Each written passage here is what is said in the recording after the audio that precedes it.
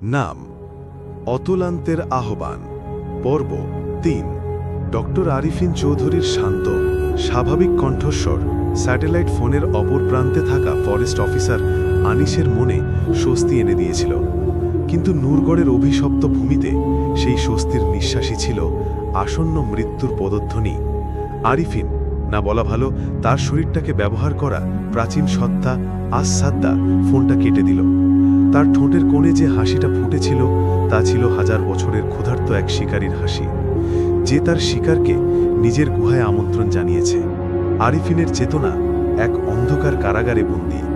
তিনি দেখতে পাচ্ছেন, শুনতে পাচ্ছেন, অনুভব করতে পারছেন, কিন্তু তার নিজের শরীরের ওপর তার বিন্দুমাত্র নিয়ন্ত্রণ নেই। এটা মৃত্যুর চেয়েও যন্ত্রণাদায়ক। তার মনে হচ্ছিল তিনি যেন এক জীবন্ত কবর।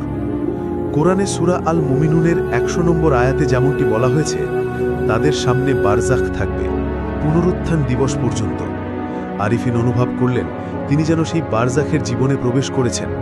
জীবিতও নন, মৃতও নন, কেবলই এক অন্তহীন অপেক্ষার বন্দী। আসাদ্দা তার ভেতর থেকে ফিসফিস করে উঠল। এবার কোনো হুমকি নয়, বরং এক অদ্ভুত শীতল কৌতুক। ওরা আসছে আরিফিন, তোমার বন্ধুরা। ওরা তোমার জন্য চিন্তা করে। ভালোবাসা এক শক্তিশালী দুর্বলতা, তাই না? এটা মানুষকে মৃত্যুর মুখে ঠেলে দেয়। আরিফিন তার মানসিক শক্তি দিয়ে চিৎকার করলেন, আমি ওদের আসতে দেব না। সত্তাটি হাসল। তুমি কিভাবে আটকাবে? তোমার জিভ আমার, তোমার স্বর আমার, তোমার মুখ আমার। তুমি এখন শুধুই এক প্রতিধ্বনি শোনার যন্ত্র। পরদিন ভোরে ফরেস্ট অফিসার আনিসের নেতৃত্বে একটি ৫ জনের দল নূরগড়ের দিকে রওনা হল। দলে আনিস ছাড়াও ছিলেন ফজলু মিয়া, একজন ৫০ বয়সী স্থানীয় গাইড, যার চামড়ায় জঙ্গলের মানচিত্র আঁকা, আর ৩ জন সশস্ত্র ফরেস্ট রেঞ্জার, জওয়ান, সাহসী কিন্তু কিছুটা উদ্ধত। জামাল চুপচাপ স্বভাবের কারী, আর দলের সবচেয়ে তরুণ সদস্য সোহেল। যাত্রা শুরুর আগে প্রফেসর ইমতিয়াজ হক শেষ চেষ্টা হিসেবে আনিসকে ফোন করেছিলেন। আনিস সাহেব, দোহাই আপনার, যাবেন না। ওটা কোনো সাধারণ জায়গা নয়। আমার পুঁথিতে লেখা আছে, সিলমোহর ভাঙার পর প্রথম বাহনটি অন্য মানুষদের আমন্ত্রণ জানায়। এটা একটা ফাঁদ। ওটা আপনাদের কণ্ঠ কেড়ে নেবে। আনিস একজন যুক্তিবাদী এবং কর্তব্যপরায়ণ অফিসার হিসেবে বিরক্ত হয়ে উত্তর দিয়েছিলেন, প্রফেসর সাহেব, আপনার বয়সের প্রতি আমার শ্রদ্ধা আছে, কিন্তু ডক্টর আরিফিন নিজে আমাদের সাথে কথা বলেছেন। তিনি সম্পূর্ণ সুস্থ। আপনার দুশ্চিন্তা আমি বুঝতে পারছি, কিন্তু আমাদের দায়িত্ব আমাদের পালন করতে হবে। ফোনটা রেখে দিলেও ফজলু মিয়ার মুখটা ফ্যাকাশে হয়ে গেল। তিনি আনিসের দিকে তাকিয়ে বললেন, স্যার, বুড়া মানুষের কথায় হেলা করতে নাই। নূরগড়ের জঙ্গলে বাতাসও অনুমতি ছাড়া বয় না। চলেন ফিরা যাই। জামাল হেসে বলল, কি যে বলেন ফজলু চাচা, আমরা সরকারি লোক, বন্দুক আছে সাক্ষী। ভূত প্রেত আসলেও স্যালুট দিয়ে ভাগবে। তাদের এই হাসাহাসি বেশিক্ষণ স্থায়ী হল না। জঙ্গলে প্রবেশের ঘণ্টাখানিকের মধ্যেই পরিবেশটা নাটকীয়ভাবে বদলে গেল। পাখিদের ডাক থেমে গেল, ঝিঝি পোকার শব্দ মিলিয়ে গেল। একটা অস্বাভাবিক ভারী নীরবতা পুরো এলাকাকে গ্রাস করল, যেন গোটা জঙ্গল ভয়ে নিঃশ্বাস বন্ধ করে রেখেছে। কম্পাসের কাঁটা এলোমেলোভাবে ঘুরতে শুরু করল। এমনকি তাদের সাথে থাকা ওয়াকি টকি সেটগুলো থেকেও শুধু হিসিস শব্দ আসছিল।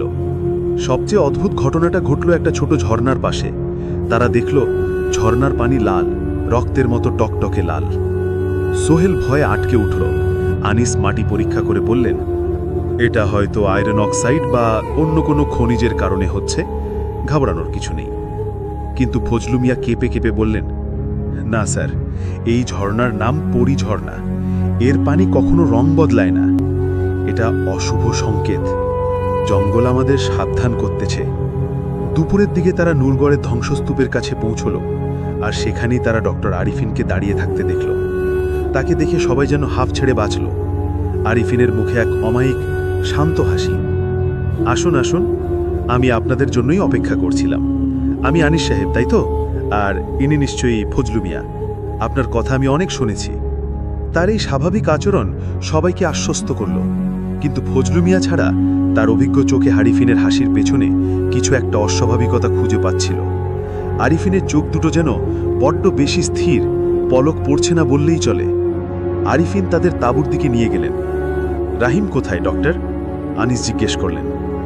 ও একটু দুর্বল হয়ে পড়েছে, জঙ্গলের ধকল তো, ভেতরের তাঁবুতে ঘুমাচ্ছে। ওর ঘুম ভাঙানো ঠিক হবে না, শান্তভাবে উত্তর দিলেন আরিফিন। তিনি তাদের বসতে দিলেন, পানি দিলেন এবং তার আবিষ্কার সম্পর্কে অনর্গল কথা বলতে শুরু করলেন। তিনি বোঝাতে লাগলেন কিভাবে এই গহ্বরটি এক প্রাচীন সভ্যতার গোপন উপাসনালয়। তার কথা বলার ভঙ্গি, তার পাণ্ডিত্য, তার যুক্তি সব কিছুই ছিল নিখুঁত। উদ্ধারকারী দলের সদস্যরা মুগ্ধ হয়ে তার কথা শুনছিল।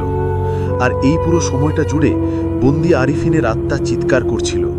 তিনি বুঝতে পারছিলেন আসাদ্দা তাদের সাথে কথা বলার ছলে তাদের সম্পর্কে তথ্য সংগ্রহ করছে। জামাল তার ছোট মেয়ের গল্প করছিল, করিম তার অসুস্থ মায়ের জন্য দোয়া চাইছিল, সোহেল তার প্রেমিকার কথা বলছিল। আসাদ্দা প্রতিটি শব্দ, প্রতিটি আবেগ, প্রতিটি দুর্বলতা শুষে নিচ্ছিল। রাত নামল, ঘন অন্ধকার। জেনারেটরের আলোতেও যেন সেই অন্ধকার পুরোপুরি কাটছিল না। আরিফিন তাদের রাতের খাবারের ব্যবস্থা করলেন এবং সবাইকে তার পাশের তাঁবুতে বিশ্রামের জন্য অনুরোধ করলেন। প্রথমে জামালকার তাঁবু থেকে বেরিয়ে এলো, তার চোখে মুখে তীব্র উদ্বেগ। আমার রুহির কান্নার আওয়াজ পাচ্ছি, আমার মেয়েটা কাঁদছে। সে পাগলের মতো জঙ্গলের দিকে ছুটাতে চাইল। আনিস আর করিম তাকে ধরে ফেলল। মাথা খারাপ হলো তোর? তোর মেয়ে তো বাড়িতে। কিন্তু এবার করিম ফিসফিস করে উঠল, স্যার, আমার মা আমাকে ডাকছেন, বলছেন তার খুব কষ্ট হচ্ছে। একই সময় সোহেলের ফোনটা বেজে উঠল। যদিও এখানে কোনো নেটওয়ার্ক নেই, স্ক্রিনে তার প্রেমিকার নাম। সে ফোনটা ধরতেই ওপাশ থেকে ভেসে এলো এক আর্তনাদ। সোহেল, বাঁচাও আমাকে, ওরা আমাকে ধরে নিয়ে যাচ্ছে। গোটা দলের মানসিক অবস্থা ভেঙে পড়ল। তারা প্রত্যেকেই তাদের প্রিয়জনের কণ্ঠ শুনতে পাচ্ছিল, যা তাদের সাহায্য চাইছে। একমাত্র ফজলু মিয়া আর আনিস নিজেদের নিয়ন্ত্রণ ধরে রেখেছিলেন। ফজলু মিয়া বিড়বিড়ি করে কোরআনের আয়াত পড়ছিলেন, আর আনিস বুঝতে পারছিলেন প্রফেসর হকের কথাই সত্যি। এটা একটা ভয়ঙ্কর মানসিক আক্রমণ। হঠাৎ তারা একটা শব্দ শুনে চমকে উঠল। তারা দেখল ডক্টর আরিফিন তার তাঁবুর সামনে দাঁড়িয়ে আছেন। তার মুখে সেই আমায়িক হাসিটা আর নেই। সেখানে ফুটে উঠেছে এক নির্লিপ্ত শীতলে ভিক্ষেপ। তিনি শান্ত গলায় বললেন, ওরা তোমাদের ডাকছে না, আমি ডাকছি। এই কথা বলার সাথে সাথে তার কণ্ঠস্বর পরিবর্তিত হতে শুরু করল। প্রথমে জামাল তার মেয়ের কণ্ঠে বাবা ডাক শুনল আরিফিনের মুখ থেকে, তারপর করিম তার মায়ের কাঁধরানি শুনল, তারপর সোহেল তার প্রেমিকার আর্তনাদ শুনল। সবই বেরোচ্ছে আরিফিনের মুখ থেকে। যেন একটা রেডিও স্টেশন একটার পর একটা ফ্রিকোয়েন্সি বদলাচ্ছে। রেঞ্জাররা ভয়ে জমে গেল। এটা তাদের কল্পনারও অতীত।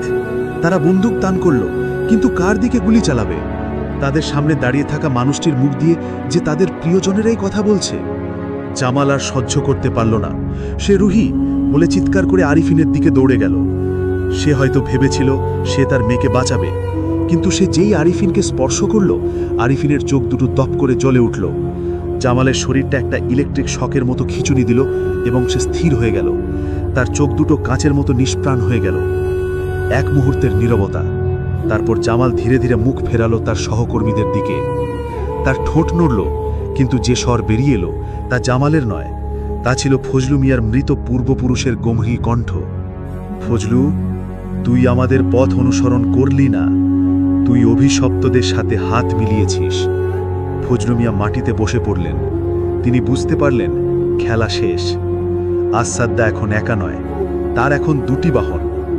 আনিস, করিম এবং সোহেল ভয়ে পিছিয়ে যেতে যেতে সেই অতলান্ত গহ্বরের কিনারায় এসে পড়ল। তাদের সামনে দাঁড়িয়ে আছে ডক্টর আরিফিন এবং তাদেরই সহকর্মী জামাল। দুজনই এখন জীবন্ত পুতুল। আর ঠিক তখনই ভেতরে তাঁবুটো খুলে গেল। সেখান থেকে বেরিয়ে এলো রাহিম। তার পরনে সেই পুরনো কাপড়, কিন্তু তার শরীরে কোনো দুর্বলতার চিহ্ন নেই।